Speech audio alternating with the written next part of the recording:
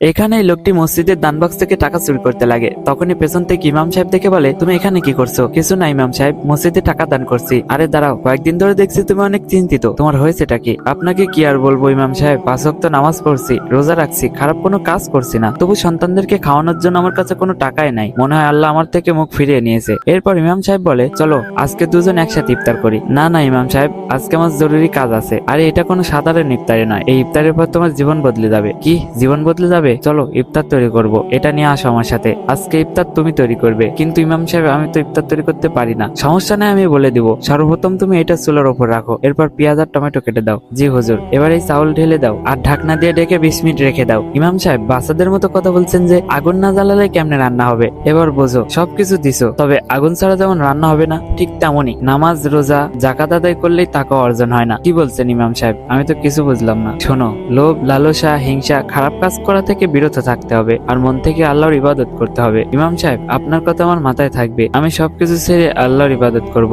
ইনশাআল্লাহ।